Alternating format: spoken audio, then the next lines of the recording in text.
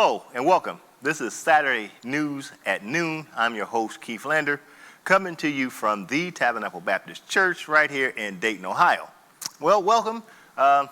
You can always subscribe, hit the like button, send me a comment, and I'll make sure I respond in one way or the other.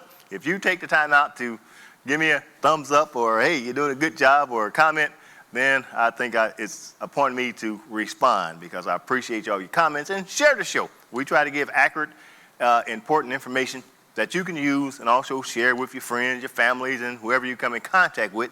We try to give you accurate information, you know what I mean? And the information that is so accurate, I may give you an opinion based on my own thoughts on the story.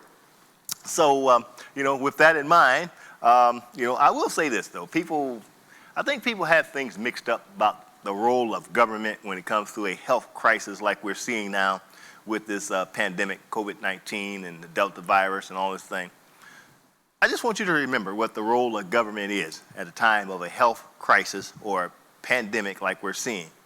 And the role is basically of the government is to keep the public safe. And they do that by they have experts, doctors, nurses, experts in these field of health, in these field of viruses. That's where they get the information from. They rely on institutions like the CDC. And that's where the information comes from, folks. And that's the role of the government. Because if the government won't keep you safe, then they're not doing their responsibilities to the community. All right? So the next time you hear people talking about, oh, I don't want the government telling me this, telling me that. The government told you to take your kids and get them shots before they can enter school. You didn't holler about that. The government told you no shirt, no shoes, no service. You didn't holler and scream about that, did you? So let's be honest with ourselves, y'all. Just go take the shot. Go take the shot. The shot's effective.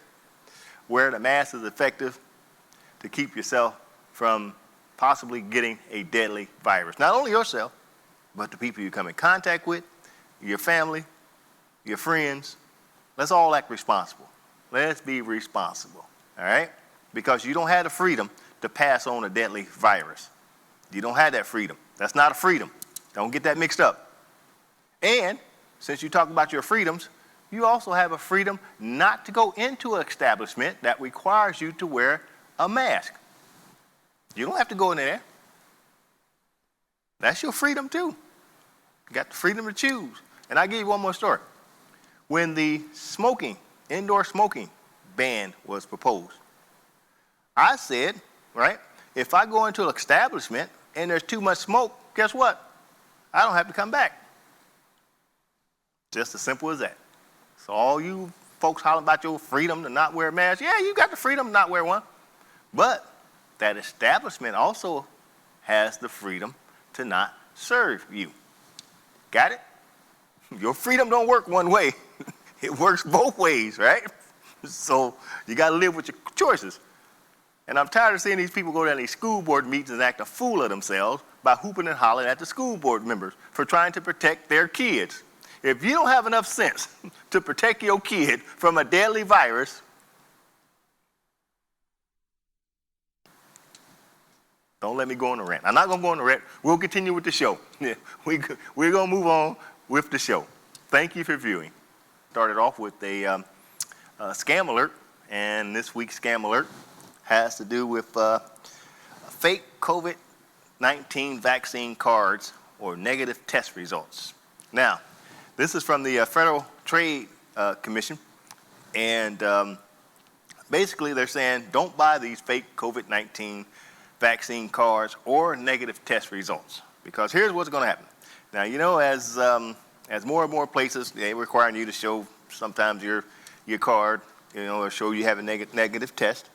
And so these scammers is what they're coming up with they're coming up with these fake vaccination cards and certificates and tests and all this kind of thing. Well, here's some advice from the Federal Trade Commission. It says, know that buying fake vaccine cards or making your own or filling in blank cards with false information is illegal and can get you fined or even land you in jail.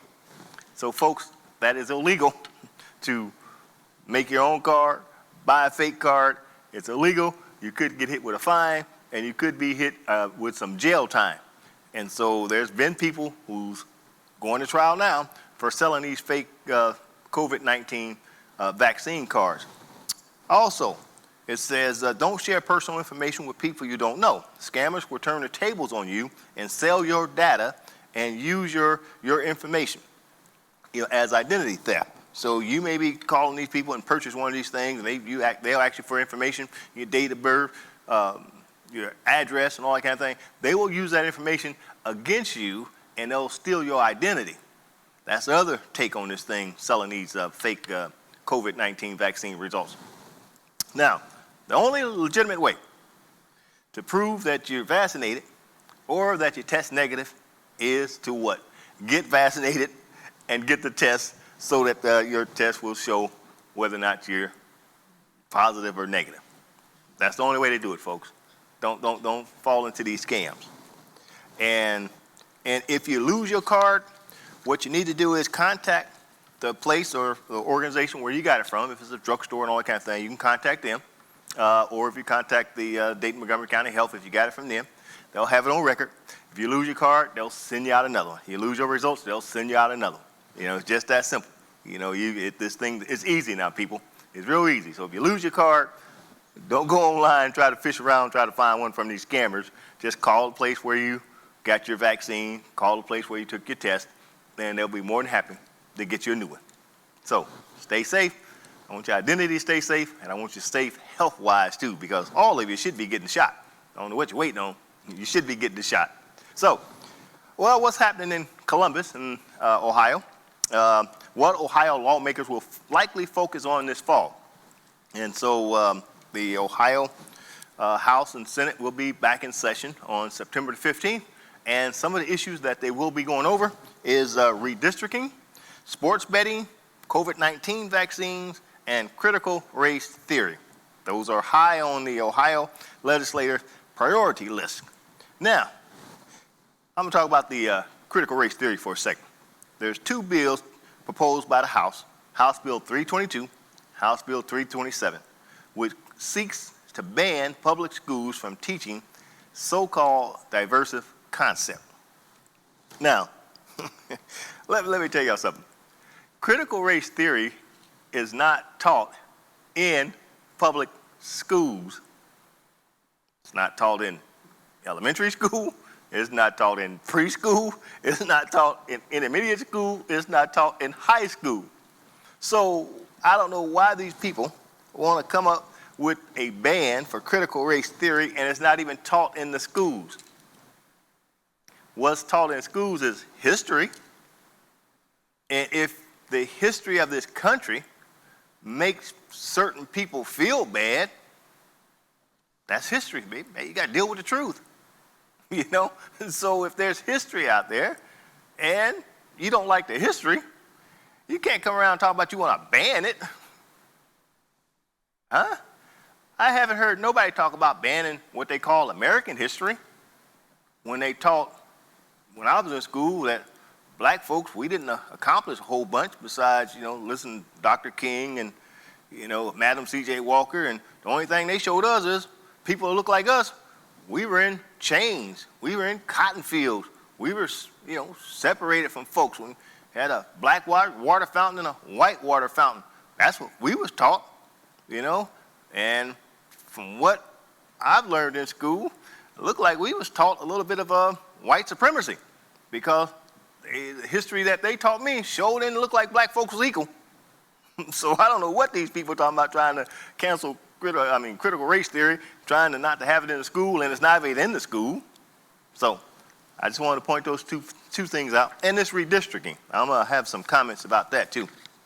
Ohio redistricting plan called illegal, and it was roundly criticized at a Dayton area hearing as the deadline appears. So they got till, I think the Ohio House has until September 15th to come up with a plan that will make these Senate seats and House seats districts more fair, because right now they're dominated by Republicans. I mean, it's all carved out and gerrymandered. And I was at that meeting, and I have to give you a quote by Dayton City Commissioner Darrell Fairchild. He was also at the meeting, and he also testified, and Darrell Fairchild said, he said, the Republican proposed new district map adopted by the Ohio Redistricting Commission last week as a working document is unconstitutional gerrymandering. That's what City Commissioner Darrell Fairchild told the panel. He also said it's extreme gerrymandering harms Dayton residents by diluting their voices in the State House. Neither proposed map leaves Dayton intact, and the map cuts off Dayton from our suburb neighbors that face challenges similar to our own. Now, he also went on to say that the current map that's being proposed, Mr. Fairchild, he also says that it will leave Montgomery County out from a Democratic representative in the Senate. And so if the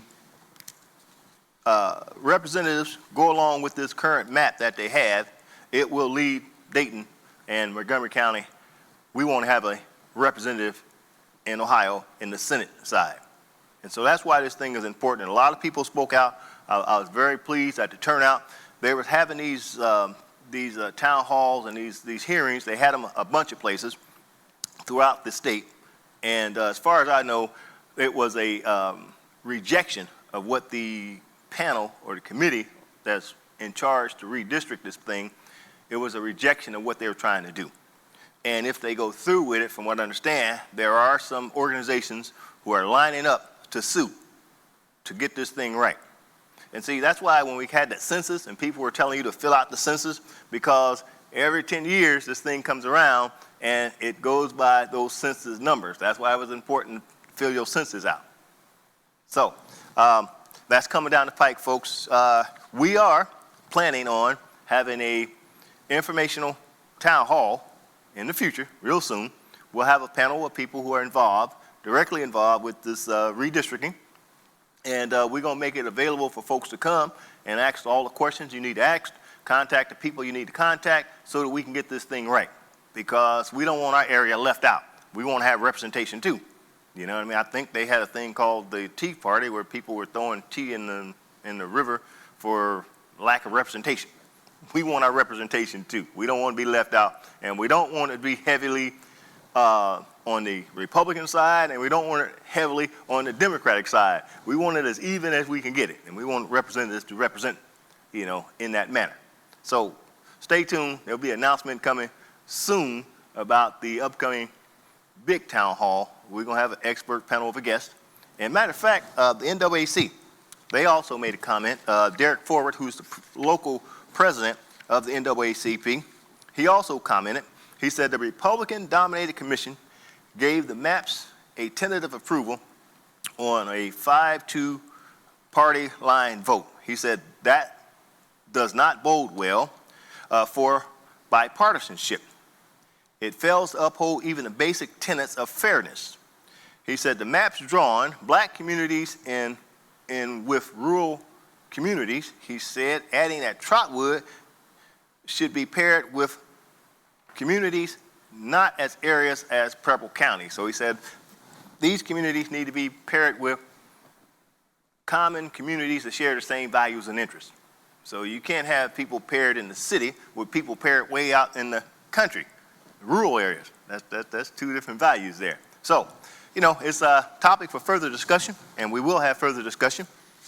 And we're going to have a very good informational session real soon.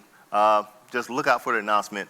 We're going to make that happen, and we'll probably hold it right here at Tabernacle Baptist Church, I hope, tentatively. And we can get all this information out because we want you to be as informed as you possibly can, because you vote on these people. You vote on state representatives. And your state representatives, they do the work.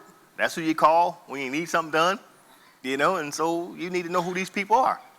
So, getting back to the vaccine. Now, the CDC It says vaccination work. The CDC study shows unvaccinated more likely to die of COVID-19.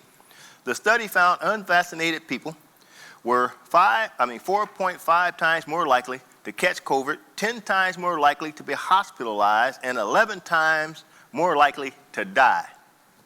Now, a new U.S. study released Friday shows that the COVID-19 vaccines remain highly effective against hospitalizations and death, even as the extra contagious Delta virus has swept the country. Now, one study tracked over 600,000 COVID-19 cases in 13 states from April through mid-July. And the Delta virus was surging then, and it says those who were unvaccinated was 4.5 times more likely than the fully vaccinated to get infected, 10 times more likely to be hospitalized, 11 times more likely to die. And that's according to the Centers for Disease Control and Prevention. Now, having said that, let me tell you people this. People talking about, well, we don't trust the CDC. If you trust your doctor gets probably 95% of his or her information from the CDC, right? So your doctor trusts the CDC, right? You go to your doctor, you trust your doctor, but you don't trust the CDC when it comes to information about the vaccine. That make any sense to you? Don't make any sense to me either, right? So your doctors listen to the CDC, they listen real well, and they follow the instruction. I'm just saying, folks. I'm just saying, Let's move on. Here's a story. I almost couldn't believe this, but I'm going to read this story, and hopefully I think we got a clip of it also. This young student was laughed at a school board meeting in Tennessee during a debate on mask mandates when he revealed his grandma died from COVID. My grandmother, who was a former teacher at the Rutherford County School System, died of COVID because someone wasn't wearing a mask. It says a Tennessee student heckled at school board meeting while talking about his grandmother who died from COVID-19. It says the outgoing chairman of the Tennessee School Board apologized after students was heckled while speaking about his late grandmother during a board meeting earlier this week. The new viral video shows Central Magnet School student Grady Knox speaking in favor of mask mandate on Tuesday night school board meeting. He talked about his grandmother, whom he said died as a result of the virus. Now, this is part of what he said, and you can see it on the clip. He says, last year, my grandmother, who was a former teacher at the Rutherford County School System, died of COVID-19 because someone wasn't wearing a mask, Grady told the board as he was interrupted. The people behind Grady began laughing and shaking their heads while holding signs that read, "Let our kids smile." At one point, someone in the background can be heard screaming, "Shut up." After looking around, Grady continued, "By not wearing a mask in school is irresponsible." Now let me tell y'all something. These are grown folk heckling a boy speaking about the death of his grandmother that he believes died from the COVID-19 virus. Where's the decency at? Grown folk laughing at a boy talking about his grandmother's death.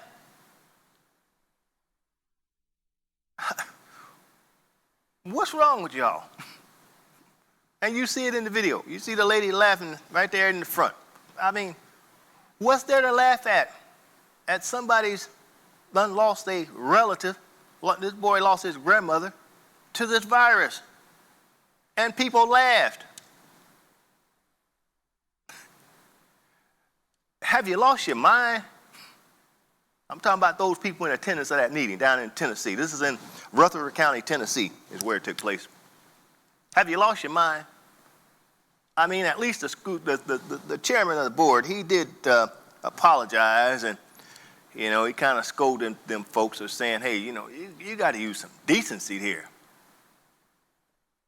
I mean, we can't disagree without mocking someone and then mocking them when they talk about a death of their loved one. And I bet some of these people go to church. If they do go to church, they ain't listening to what the pastor's saying. They definitely ain't listening or reading what's in the Bible, because you'd never do that. I think them people in Rutherford County, y'all should be embarrassed. I hope you see the video. Yeah, you can go see the video. Yeah, I mean, hopefully we will post up the video. Hopefully you can see the video. I mean, come on, folk. I mean, I don't care if you're anti-vax, anti-medicine, anti-whatever.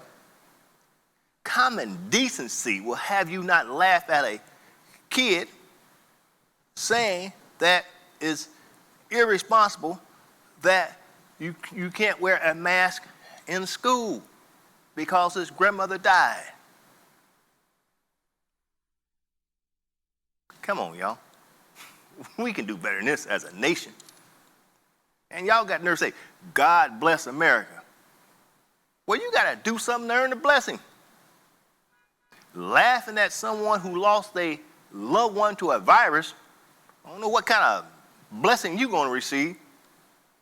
But I'll move on. Maybe the pastor can talk about that come Sunday. You know what I mean? Because they know that Bible better than I do. Maybe they can talk about that. If you didn't see this video, I got to move on before I say something that'll kick me off the air. I'll move on. Because I didn't like that. I didn't like them people laughing at that boy because they know better. And they want to say, what's wrong with the kids? Ain't nothing wrong with the kids. What's wrong with these adults who's acting a fool? I expect a kid to do some stupid stuff. But when you become an adult, it's a dang shame to look at an old fool. All right, let me move on. I don't know if you heard about this in Chicago, and this is the headline. He said, I knew if he got me on the floor, I would be dead. A black woman describes physical altercation with a Chicago cop. Now, here's what happened. Natika Brown, who she did an interview on Good Morning America, said on August 28th, the officer, she taped all this stuff, so the officer in the video approached her and asked her to leave North Avenue Beach because it was closed. She complied, but as Brown told ABC News, the officer continued to drive behind her as she tried to leave. He later got out of his vehicle, followed her on foot, even though she repeatedly told him that she was leaving the area. Brown said she took out her cell phone to record the altercation and called for help. And she stated, even if somebody didn't answer, she said she wanted to at least leave a voicemail and say, if you call me in the morning and don't reach me, I'm in jail or worse. And it gets worse. The video shows the officer grabbing Brown in what appeared to be an attempt to take the phone away. Her physical struggle with her for about 2 minutes, per ABC News. Brown could be heard on the video screaming for help. Eventually, the struggle ended, and Brown and the officer left the scene. And that's where Brown stated that if she had fell on the floor, I believe she means the ground, that she probably would have been dead. Now, Brown said she believes that it's racially motivated because she noticed that same officer didn't say anything to 4 white males who were also in the area the night before she was confronted. Now, the incident is being investigated by the Civilian Officers Police Accountability. They're investigated it, according to ABC News, and they haven't came out with the allegations yet.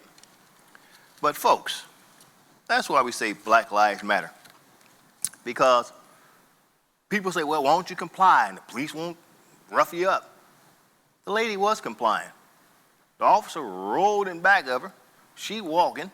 He jumps out the vehicle, right? She pulls her cell phone out, gets on it. He wrestles around with the cell phone. And then, you know what? He didn't issue a ticket. He didn't say she was arrested. None of that stuff. He hops in his car after she struggled with him and he couldn't get the phone. And he takes off, leaving her there. So what was that about? Black folk can't walk, can't comply without an officer physically assaulting them, from what I understand. That's why we keep saying it, folks. Black Lives Matter. and I'm going to continue to say it, until black folks are treated with the same restraints when it comes to police as white folk. Because I'm going to just go ahead and say it. If that woman was white, he would have never run up on her like that. I'm going to just go ahead and say it. Y'all know it too. I'm going to just go ahead and say it. You know, if she was white, he wouldn't have run up on her like that. And y'all know it. And this officer needs to be dealt with. There needs to be some disciplinary action after I'll give him the benefit of the doubt, after the investigation, there should be some disciplinary action on this person. And right now he's doing desk duty. He shouldn't be doing no desk duty. He should be suspended without pay for a couple months and let him chew on that. So I just wanted to bring that up, people. Yeah, we're still out there. Black folks are still being mistreated by these rogue law enforcement officers, and they make it bad for the overall good police officers. There's a lot of good police officers out there protecting and serving, doing their job the way it's supposed to be in a professional manner, treating citizens with courtesy and respect. And I don't want to get them lumped in with these unprofessional rogue police officers. I think the good officers want them out too, because they make them look bad. They make the whole profession look bad. And I'm trying to help these good officers get those rogues out of there. So I'm doing my part. So I'm going to close with this. Until next time, may God bless you and your family.